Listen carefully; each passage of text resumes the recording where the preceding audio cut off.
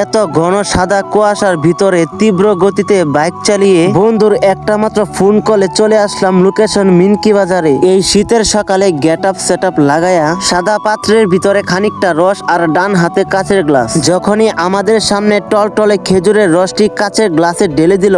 এটা কিসের রস? খেজুরের রস, খাঁটি খেজুরের রস। এইটা খাঁটি খেজুরের রস শুনে যেন আর লোভ সামলাতে পারল না সোহেল। মিষ্টি এবং শীতল হয়ে থাকা এক গ্লাস খেজুরের রস পান করে নিল অনায়াসে, যেন এটা তার কাছে কোনো ব্যাপারই না। এবার শুনবেন বিস্তারিত, প্রশ্ন করবেন মিস্টার কাশেম সাহেব। 7 জানার আগে জানতে চাই যে ঠান্ডাটা কেমন? ঠান্ডা কেমন? মারাত্মক মারাত্মক ঠান্ডা। কিন্তু এই ঠান্ডা আমার লাগা কিছু না, এখন চা খেলে সব ঠিক হয়ে যাবে। আচ্ছা হ্যাঁ, আরো প্রশ্ন আছে না? খাইছে এবারে তাই তুমি হানি তো এটা মূলত স্বাদটা কেমন লাগছে?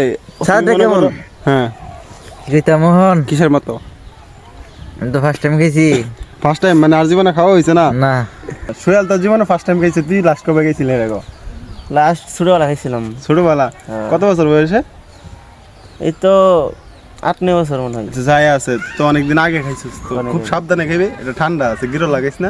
সবার মনে হয়তো একটা প্রশ্ন থাকতে পারে, এটা কোন ধরনের পাত্র যেটা থেকে রস ঢেলে দিচ্ছে? এটা লোড়া লেগে এটা এই কাজে লাগে কিনে আনা হয়েছে। আমরা যখন এরকম টলটলে খেজুরের রস সকালবেলা গাছ থেকে নামিয়ে খাই, তখন শীতল এবং আলাদা একটা স্বাদ পাওয়া যায়। কিন্তু একটা খেজুর গাছের সারা রাতের ফুটায় ফুটায় ঘাম থেকে তৈরি হয় এই শীতল এবং মিষ্টি রস। তাই আমরা গাছের প্রতি মায়া দেখিয়ে এখন থেকে প্রতিদিনই গাছে কলসি বেঁধে রাখবো রস খাওয়ার জন্য।